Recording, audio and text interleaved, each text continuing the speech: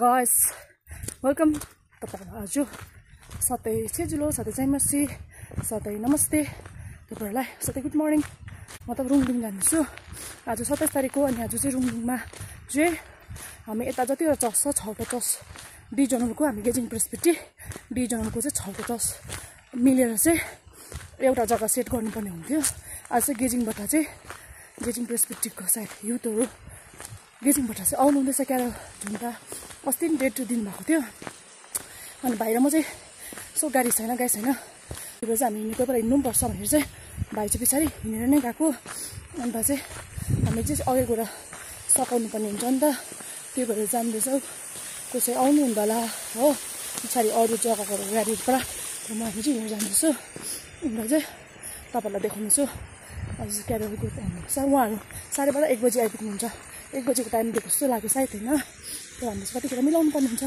So उहाँ गरिरहनु भएको होला सो गएर हामी चाहिँ हेल्प गर्नुको लागि चाहिँ कुकेस सो तपाईँलाई छोटो क्लिप्सहरू देखाउने चाहिँ त सो हेरेको हुनुहोस् ल यहाँ चाहिँ हेर्नुहोस् ल तपाईँहरूले प्रोग्राम गर्ने जग्गा चाहिँ यही हो चर्चको गेट आँगनमा छ अनि यहाँनिर चाहिँ स्टेजहरू तपाईँले देख्न सक्नुहुनेछ कुमार दाजुले चाहिँ मिसी भन्नुहुँदैछ हो यस्तो छ गाइस यहाँनिर चाहिँ अनि माङनाङबाट 2 जना पनि हुनुहुन्छ जय मसी सेम टु यु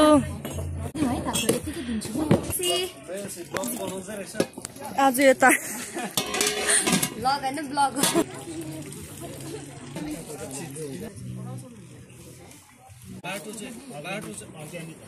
के हामीले 1 तारिखदेखि खेल्दै गरेको गलत हो त्यो पनि हैन है यहाँ त्यो भोलिको दिनमा आहा यस्तो पो रहेछ त भनेर 25 डिसेम्बरदेखि उता मात्रै रहेछ भनेर त्यो नगर्नुहोस् तपाईहरु जस्तो हुनुहुन्छ जसरी खेल्नु त्यसरी ठिकै छ तर हामी आएको आज रिजन पनि एकदमै ठिकै छ भन्नु खोजेको है अनि 25 डिसेम्बरमा प्रभु येशू ख्रीष्ट जन्मनु भयो त्यहाँदेखि यता चाहिँ हामी तपाईहरुको माझमा अघि यहाँ नडराउ भन्दै गरेको सुनेको थियौं है सुनेर अनि साच्चै नै यहाँ आएर हेर्दा फेरि यहाँ स्टार पनि लगाउनु भएको छ अनि स्टारले हामीलाई दोहोऱ्याएर लिएको अनुसारमा है साच्चै नै प्रभु येशू ख्रीष्टको जन्म यहाँ भएको रहेछ भनेर हामीले भेटाउन सक्यौं र विशेष गरी तपाईहरुलाई धन्यवाद दिन्छु हामीलाई यसरी स्वागत गरिदिनु भयो र अति आदरणीय यहाँ एल्डर बाउहरु गुरुजनहरु यहाँहरु सबैजना अनि मण्डलीहरु विभिन्न जग्गाबाट तपाईहरु हुनुहुन्छ तपाईहरु सबैजनालाई विशेष गरी धन्यवाद दिन चाहन्छु यसरी हामीलाई स्वागत गर्नुभयो र विशेष गरी हाम्रो तर्फबाट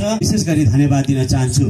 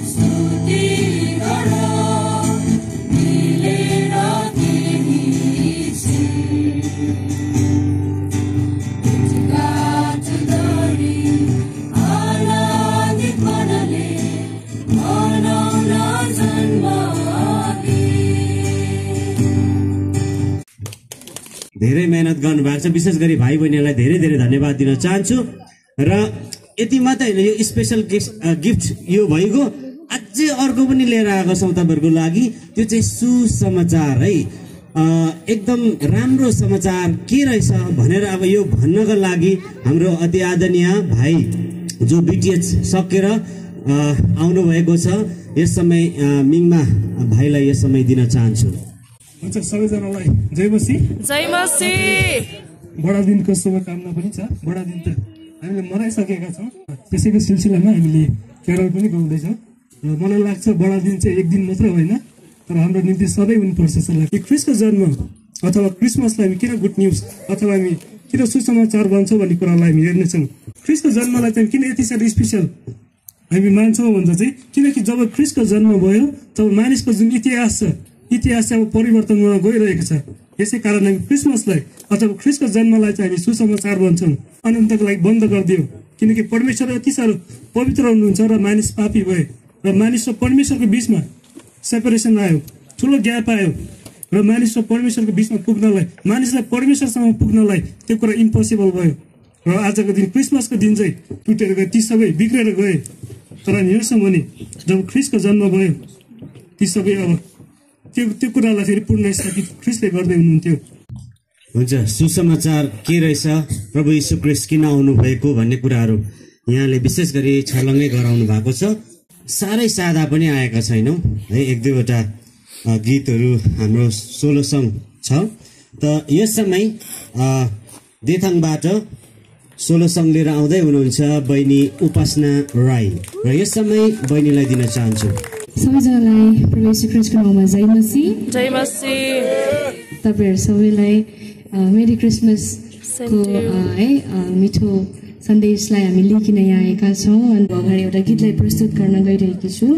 यो गीतले चाहिँ परमेश्वरलाई महिमा भएको होस्। अनि यो गीतलाई चाहिँ स्वर चाहिँ है धेरै कस्तो थाहा छैन, तर म चाहन्छु तपाईँहरूले यो गीतको शब्दलाई सुनिदिनुहोस् भनेर। अनि यसले चाहिँ क्रिसमसको बारेमा सुसन्देश दिइरहेको छ। अनि तपाईँले यसलाई सुनिदिनुहोस् भनिकन भन्न चाहन्छु।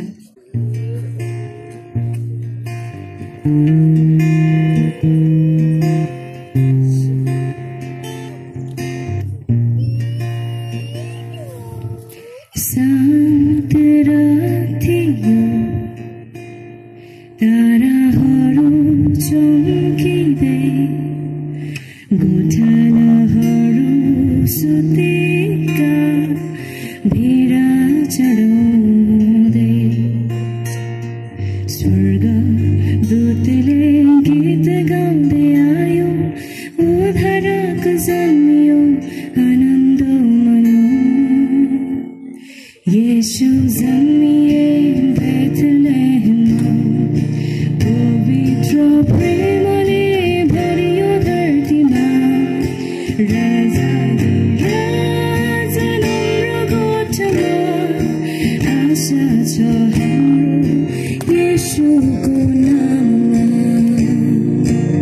धन्यवाद। छोटो भाषण ल्याइकन विशेष गरी आइदिनुहोस् भनेर यहाँ अगाडि विशेष गरी हाम्रो आसिएसएस हिमकोटका एडभाइजर यहाँनिर चाहिँ खानाको लागि रेडी गर्दैछ हो।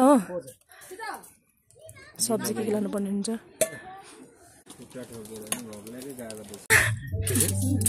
माम नि थपै थपै नै नस्ते भनेको हल्का माम खाएको यहाँ सरमले एकछिन गोजिलो राख्दै गर्नुहोस् भिडियो बनाउनु हुन्छ। माम खाएर एउटा नाच्नुपर्छ ल भन्नुहुँदैछ। माम खाएर सबैजना नाच्छ नि त्यसमा। मतलब होइन नि कोही बेला अब आफ्नो कामले कता पुगिरहेको हुन्छ नि त, म त कहीँ नजाँदा अब तपाईँहरू पनि त अर्को पालि यहाँ नआउनु हुन्ला। पनि गाउनु भयो एकदम मन पऱ्यो मलाई भोइस। झकास झकास रहेछ। बेलिना कम्ती भएमा मजा लगाएको